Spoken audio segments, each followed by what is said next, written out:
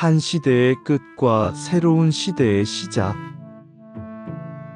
그 격변의 한가운데에는 언제나 거대한 꿈을 품은 인물이 존재합니다. 그들은 낡은 것을 부수고 새로운 것을 세우며 역사의 방향을 송두리째 바꿔놓습니다. 오늘 우리가 만나볼 인물은 바로 고려의 낡은 질서를 뒤엎고 조선이라는 새로운 나라의 설계도를 그려낸 혁명가 삼봉정도전입니다. 그는 단순한 개국 공신이 아니었습니다. 왕이 이끄는 나라가 아닌 재상이 왕권을 견제하며 백성을 위한 정치를 펴는 이상적인 나라를 꿈꾸었던 사상가였습니다. 그러나 그의 꿈은 결국 피로 얼룩진 비극으로 막을 내리고 맙니다. 왕이 되려 한 것도 왕실의 권세를 탐한 것도 아니었건만 왜 그는 태조 이성계의 가장 신뢰하는 재상에서 아들 이방원의 칼에 쓰러져야 했을까요? 한 시대의 희망이자 좌절이었던 혁명가 정도전의 빛과 그림자를 지금부터 따라가 보겠습니다.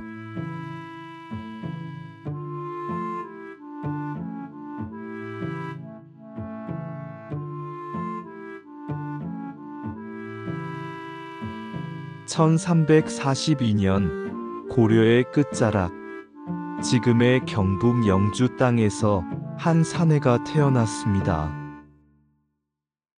본관은 봉화, 자는 종지, 호는 삼봉.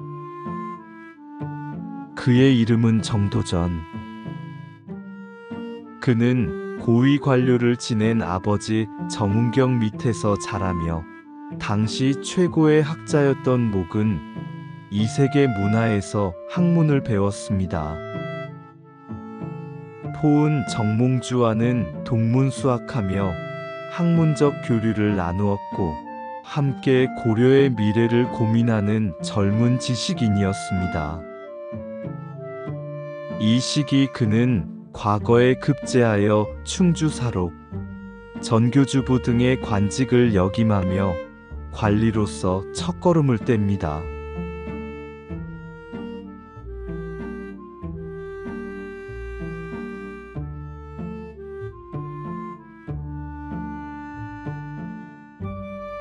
그러나 고려는 이미 쇠락의 길을 걷고 있었습니다.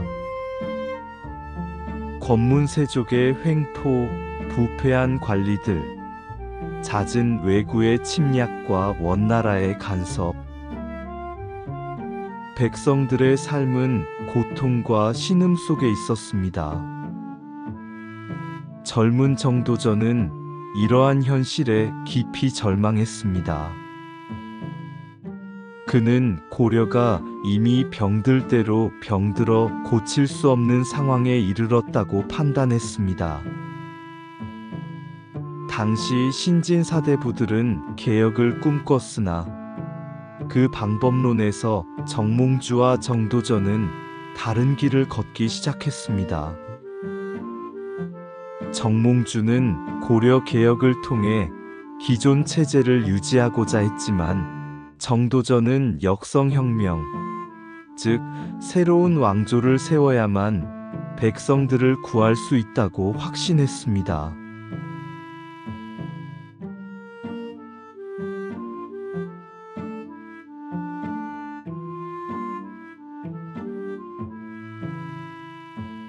그에게 새로운 나라의 꿈을 실현시켜줄 영웅이 나타났으니 그가 바로 백전노장의 무인이자 위화도 회군으로 실권을 장악한 이성계였습니다.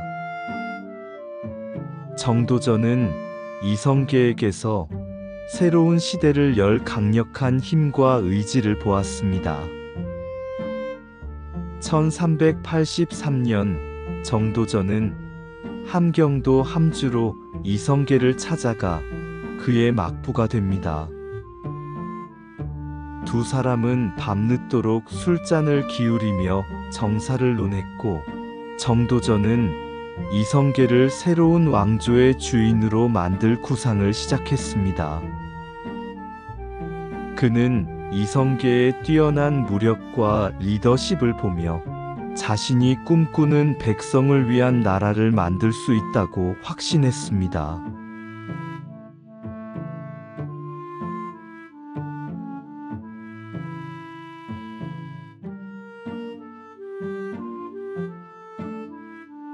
정도전은 이성계의 참모가 된 이후 혁명의 선봉에 섰습니다. 조준 등 급진 개혁파들과 손잡고 과전법을 실시하여 권문세족의 토지를 몰수하고 백성들에게 재분배하여 백성들의 삶을 안정시키려 했습니다. 그는 또한 불교의 폐단을 지적하고 유교를 새로운 나라의 통치 이념으로 삼을 것을 주장하며 불시자변이라는 책을 썼습니다. 이는 단순히 불교를 비판하는 것을 넘어 새로운 조선의 정신적 기틀을 마련하고자 했던 그의 철학을 담고 있습니다. 하지만 그의 혁명은 수많은 반대와 희생을 요구했습니다. 그의 동문이자 마지막까지 고려의 충신이 되고자 했던 정몽주는 정도전에게는 아픈 손가락이었습니다. 결국 1392년 정몽주는 이방원의 철퇴에 맞아 죽음을 맞이하며 역사의 뒤안길로 사라집니다. 정도전은 정몽주의 죽음을 두고 포우는 뜻을 세울 때는 당대의 영걸이었지만 뜻을 지킬 때는 한 세상의 선비에 불과했다고 냉정하게 평가했습니다. 이는 혁명을 위해서는 개인적인 정을 끊어낼 수밖에 없었던 그의 단호함을 보여주는 장면이기도 합니다.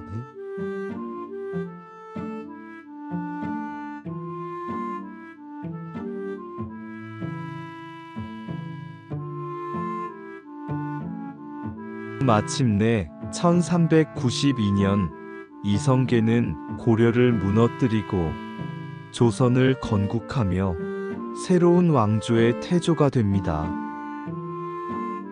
정도전은 건국의 1등 공신이자 재상총제제라는 독특한 통치 체제를 구상합니다. 그는 왕이 국가를 다스리되 실질적인 권력은 왕에게서 위임받은 재상, 즉 신료들이 행사해야 한다고 주장했습니다. 왕은 덕을 갖추고 상징적인 존재로 남아 통치의 방향을 제시하고 실제 행정은 능력 있는 재상들이 담당해야 한다는 것이었습니다.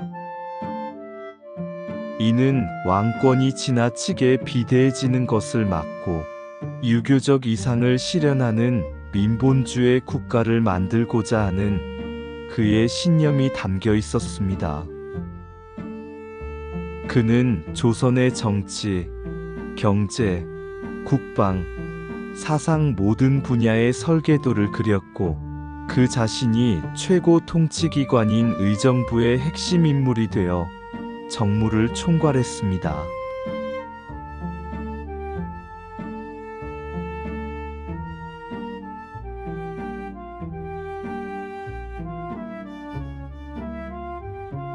정도전의 설계는 여기서 그치지 않았습니다. 새로운 도읍지인 한양지금의 서울을 건설하는데 주도적인 역할을 합니다. 그는 유교 경전의 이념을 바탕으로 경복궁, 근정전, 사정전 등 주요 궁궐과 전각들의 이름을 짓고 도성 전체의 배치와 도로망까지 직접 구상하며 유교적 이상 국가의 상징 공간을 만들고자 했습니다. 그의 모든 생각은 백성들에게 유익하고 합리적인 국가를 건설하는 것에 집중되어 있었습니다.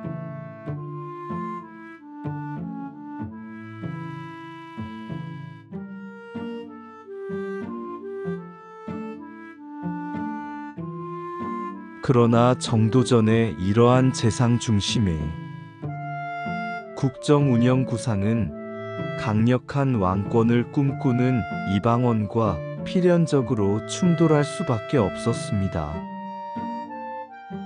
이방원은 태조 이성계의 다섯째 아들로 아버지의 위화도 회군부터 조선, 건국에 이르기까지 가장 많은 피를 흘리며 혁명에 직접적으로 기여했습니다. 자신이야말로 태조의 뒤를 이을 적임자라고 생각했던 이방원은 정도전이 왕이 아닌 신하의 권한을 강조하고 자신의 위치를 견제하려 드는 것에 강한 불만을 품었습니다. 특히 태조 이성계가 세자 자리를 막내 아들 이방석에게 물려주려 하자 정도전이 이를 강력히 지지하면서 이방원과의 갈등은 극에 달합니다.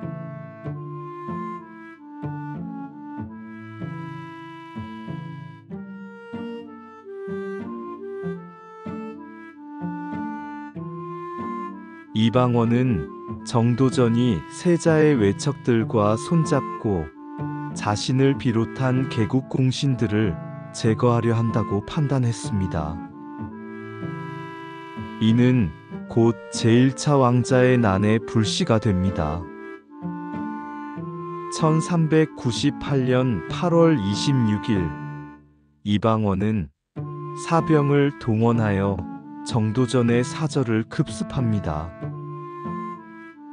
정도전은 도망쳤으나 끝내 이방원의 칼을 피할 수 없었습니다. 그날 밤 그는 자신의 스승 이색의 집에서 정몽주를 극력 비판하는 시를 지었다는 허균의 비판과는 달리 정작 자신은 역성혁명의 대의를 외치다 허망하게 쓰러지고 맙니다.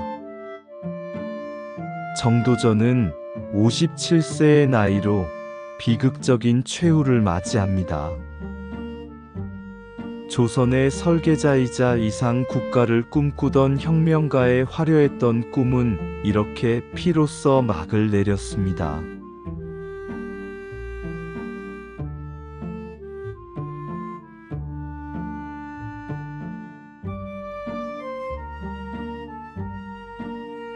정도전은 죽은 후에도 오랜 시간 역적이라는 오명을 안고 살아야 했습니다.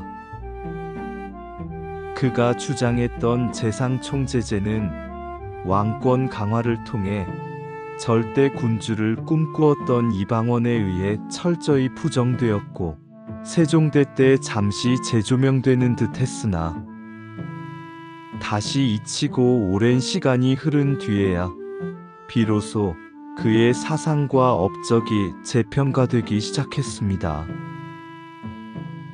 그는 새로운 나라를 꿈꾸었고 그 꿈을 현실로 만들기 위해 모든 것을 바쳤습니다. 오직 백성을 위한 나라, 합리적인 시스템 위에 세워지는 이상적인 유교 국가. 정도전의 삶은 한 혁명가의 뜨거운 열정과 이상, 그리고 그 한계를 동시에 보여주는 역사의 거울입니다.